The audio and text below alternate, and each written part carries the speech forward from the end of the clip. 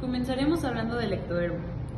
Cuando se desarrolla la notocorda, da lugar a la inducción del ectodermo embrionario subyacente. Esto produce el engrosamiento del ectodermo que se diferencia en la placa neural.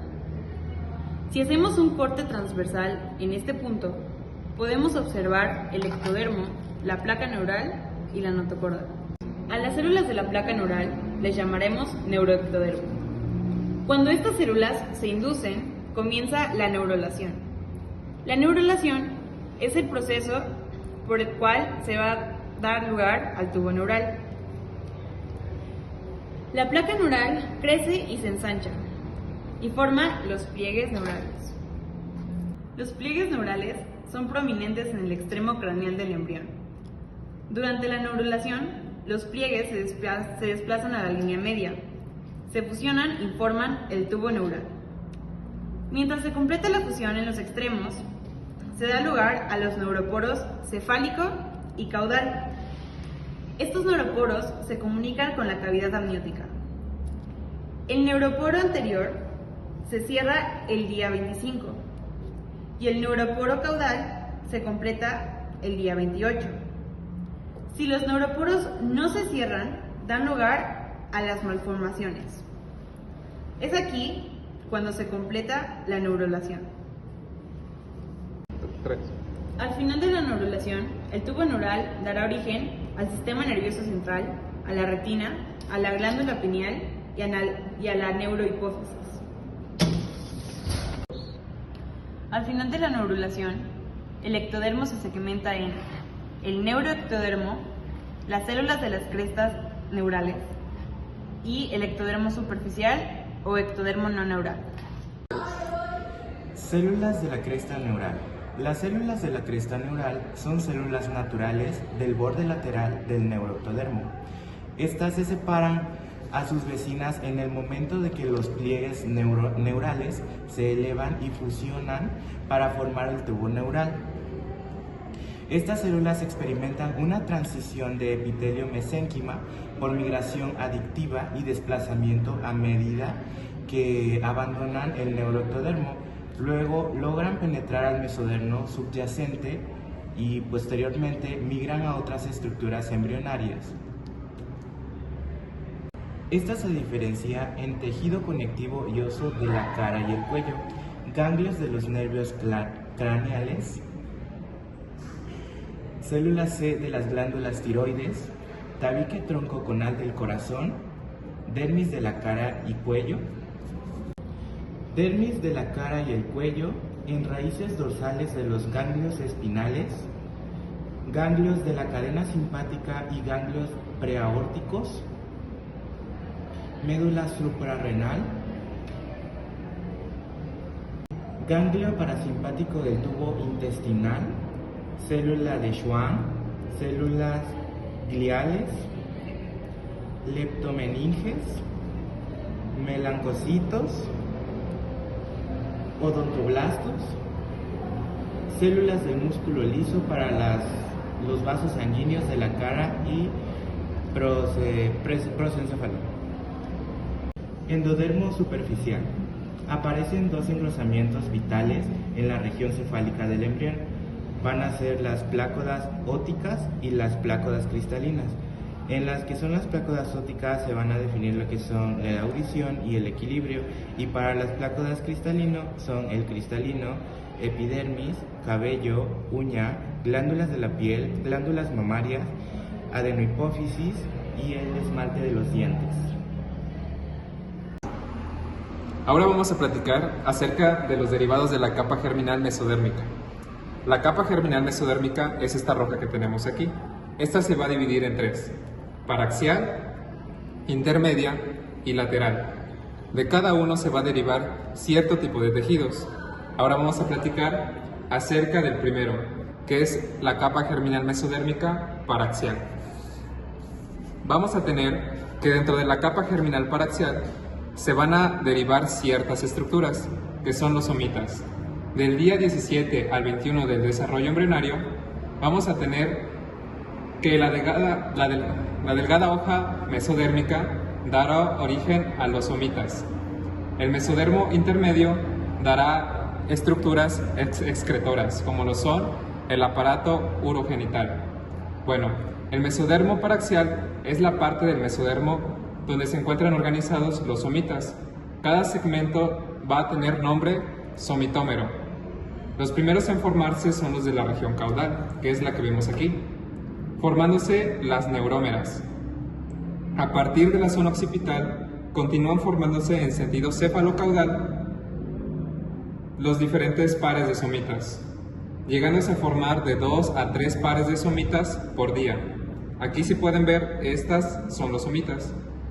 Vamos a llegar a tener que se forman aproximadamente de 42 a 44 pares de somitas y estos se dividirán en 4. En los occipitales, que tenemos 4 pares, en los 8 cervicales, los 12 torácicos, 5 lumbares, 5 sacros y 8 y 10 coccigios. Con el paso de tiempo va a desaparecer el primer par occipital que se encuentra en la parte caudal. Bueno, después vamos a tener lo que es los últimos 5 a 7 pares coccigios van a desaparecer y el resto de los somitas van a constituir lo que es el esqueleto axial. Todo esto va a estar regulado por diferentes genes.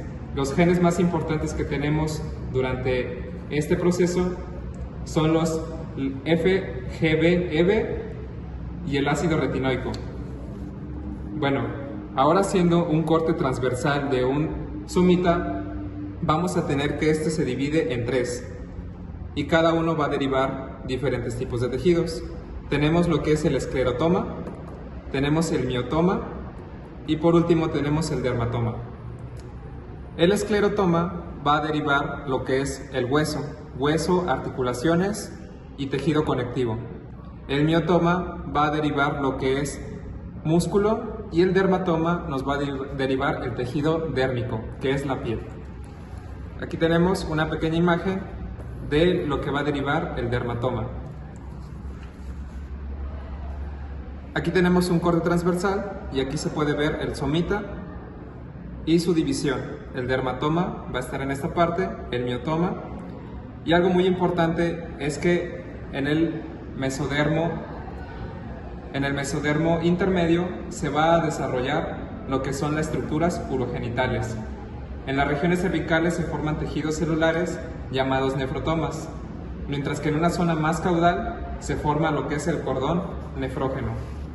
Aquí tenemos los mesonefros que a futuro van a dar lo que es los riñones y otros tipos de tejidos como son los uréteres, en esta parte de la región más caudal.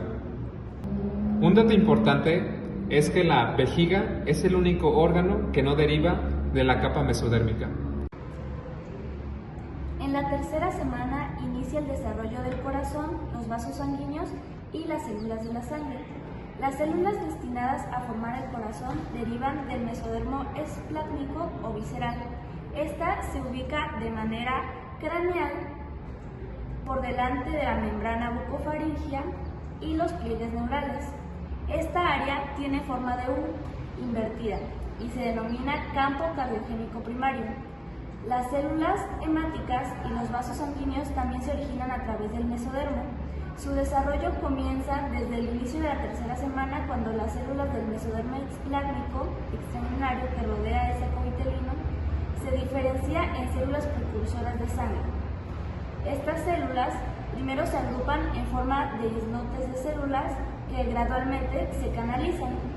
Estos islotes reciben el nombre de islotes de Wolf y Pander o islotes sanguíneos, y las células centrales de los islotes se transforman en precursoras de células sanguíneas.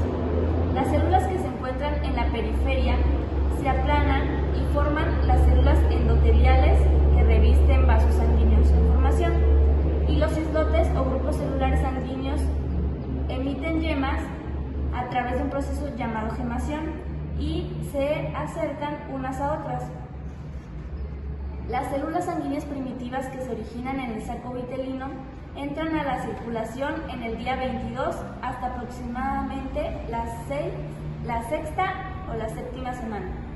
Luego sufren muerte celular programada a medida que se desarrolla el embrión y son reemplazados por células sanguíneas de origen fetal. El saco vitelino es el primer órgano hematopoyético del embrión de tipo extraembrionario. Ahora, a medida que crece el embrión y aparece un sistema circulatorio funcional, los vasos sanguíneos del embrión crecen a través del pedículo de fijación para irrigar a la placenta. El pedículo de fijación queda mejor definido como cordón umbilical. El mesodermo extraembrionario que reviste la superficie interna del citotrofoblasto se convierte en última instancia en el componente mesenquimal de la placenta.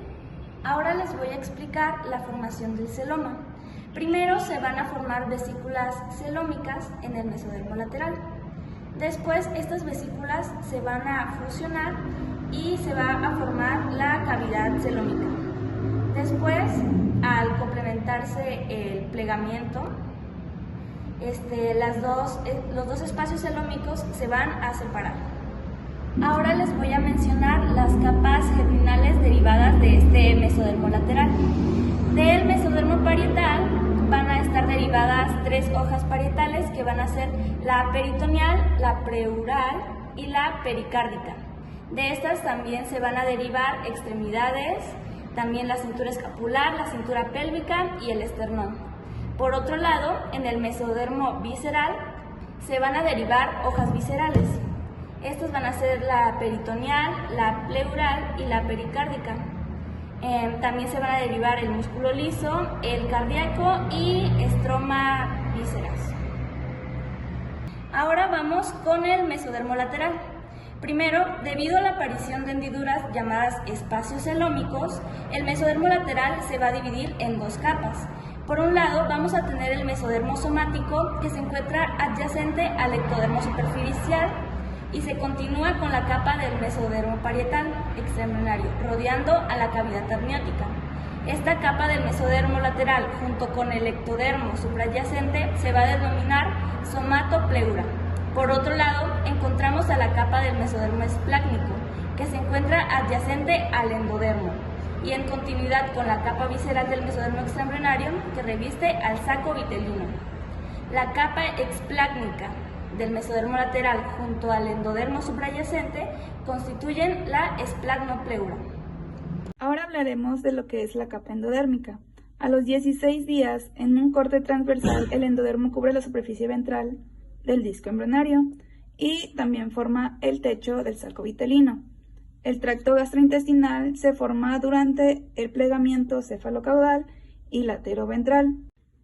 El revestimiento epitelial de la vejiga y uretra y el revestimiento del estómago. La porción distal del alantoides permanece en el pedículo de fijación, junto con los vasos umbilicales. Estas se limitan a que solo se encuentren en el anillo umbilical, y esta forma la primera parte de la estructura. Conforme continúa el desarrollo del endodermo, se origina la cubierta epitelial del aparato respiratorio, que suele ser tráquea, bronquios y pulmones, que en este caso aquí se logra ver los pulmones, así como también la parénquima de glándulas tiroides y paratiroides, que aquí se encuentra la tiroides, y también el hígado y páncreas, que aquí se encuentra el hígado y el páncreas. A los 22 días, al intestino posterior, que se encuentra de este lado, se le hace llamar membrana cloacal, que en la 7ª semana esta se rompe para formar el orificio del ano.